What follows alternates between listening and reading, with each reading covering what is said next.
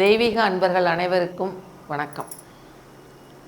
ஐயப்பன் புலிப்பால் கொண்டு வர காட்டுக்கு வந்து மகிழ்ச்சியை வதம் செய்து தேவர்களுக்கும் அங்குள்ள முனிவர்களுக்கும் மகிழ்ச்சியை கொடுத்தான். எனவேதான் மகிழ்ச்சி தரும் மாமனிதா ஐயப்பா என்று கூறுவார்கள். ஐயப்பனை சரணடைந்தால் அவன் மகிழ்ச்சியை தவிர வேறெதையும் தரமாட்டான் என்றுதான் அந்த சரண கோஷம் சொல்கிறது அவனுக்கு. சரணம் சரணம் ஐயப்பா, சபரிமலை வாசனே ஐயப்பா, சரணடைந்தோம் உனையே ஐயப்பா, காத்தருள்வாயே ஐயப்பா என்று பக்தர்கள் தங்கள் மனதில் தோன்றியபடியெல்லாம் சரண கோஷம் சொல்லி ஐயப்பனை வணங்குவார்கள். இந்த சரண கோஷங்களையும் தேவர்கள் ஐயப்பன் மேல் பூமாலையாக பொழிந்தார்கள். ஒவ்வொரு சரணம் சொல்லி சொல்லி ஐயப்பனை பூத்தூவி வழிபட்டார்கள். தெய்வத்துக்கெல்லாம் மேலான தெய்வம் அல்லவா, ஈஸ்வரனும் அல்ல, மகாவிஷ்ணுவும் அல்ல, இருவரும் இணைந்த உருவம். எனவே அனைவரையும் விட உயர்ந்தவன் ஐயப்பன். ஐயப்பனை போற்றி துதிக்கிறார்கள்.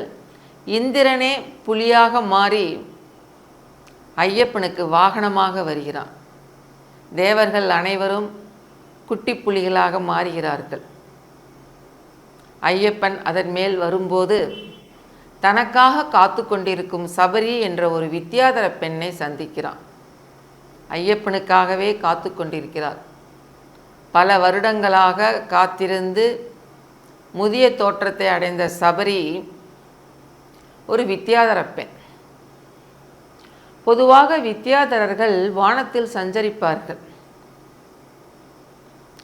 எந்நேரமும் மகிழ்ச்சியும் ஆனந்தமும் காட்டாற்று வெள்ளம் போல் துள்ளி குதிப்பவர்கள்.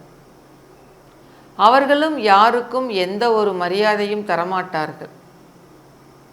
அப்படி தன்னை மறந்து வானத்தில் செல்லும்போது ஒரு முனிவருக்கு ஒரு அபச்சாரம் செய்துவிட அவர் சபரிக்கு சாபம் கொடுத்து விடுகிறார். ஹரிஹரனான ஐயப்பனால் தான் அவளுடைய சாபத்தை தீர்க்க முடியும் என்று சாப விமோச்சனமும் தந்துவிடுகிறார்.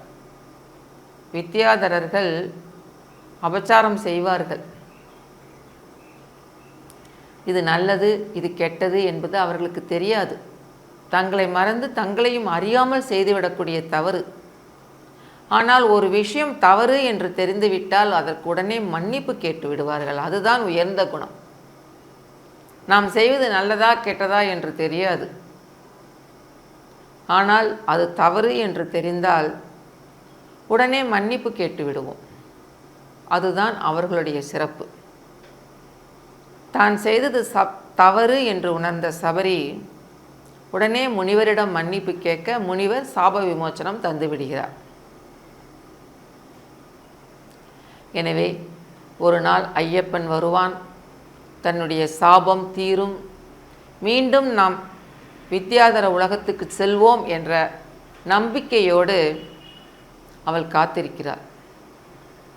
எல்லோரும் சொல்வது தான், இறைவனை வணங்கியவுடன் உனக்கு எல்லாமே கிடைத்து விடாது. ஆனால் எல்லாமே கிடைத்துவிடும் என்ற நம்பிக்கையோடு காத்திருந்தால் நிச்சயம் ஒரு நாள் இறைவன் அனைத்தையும் வழங்குவான் என்பார்கள். அதேபோல் அவளுடைய தவத்துக்காக இறைவன் அந்த மலைக்கு வருகிறான். சபரிக்கு சாப விமோச்சனம் கிடைக்கிறது.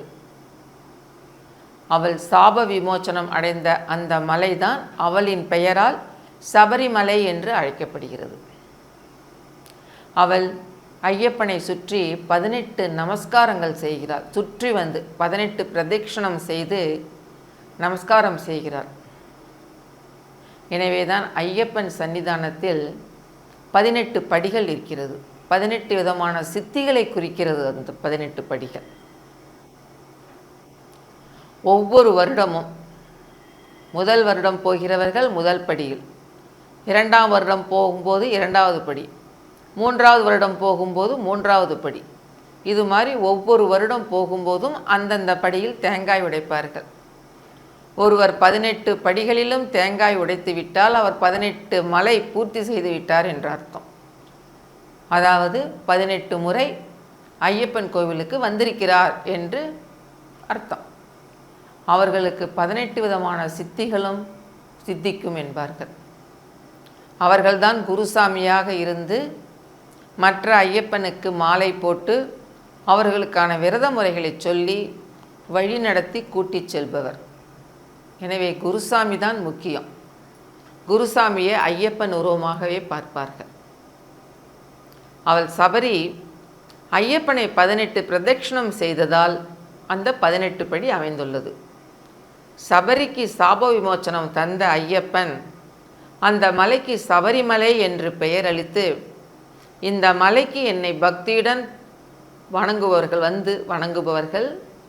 18 படியையும் சிரத்தையோடு விரதம் காத்து ஏறி என்னை தரிசிப்பவர்கள் வாழ்வின் சகலவிதமான செல்வங்களையும் அடைவார்கள் என்று கூறுகிறார். தன்னுடைய பக்தர்கள் ஒவ்வொருக்கும் அவர் அளித்த அத்தனை அருள் பிரசாதங்கள் தான் இன்று விரத முறைகளாக பின்பற்றப்படுகிறது. கானகத்திற்கு செல்லும்போது ஐயப்பன் எந்த முறையில் சென்றாரோ அதே முறையில்தான் தற்போது பக்தர்களும் அங்கு ஐயப்பன் கோவில்களுக்கு செல்கிறார்கள். அடுத்து ஐயப்பன் பற்றி மன்னரும் மகாராணியும் தெரிந்து கொண்டு அவரை எப்படி வணங்கினார்கள், கோவில் கட்டினார்கள் என்பதை அடுத்து பார்க்கலாம்.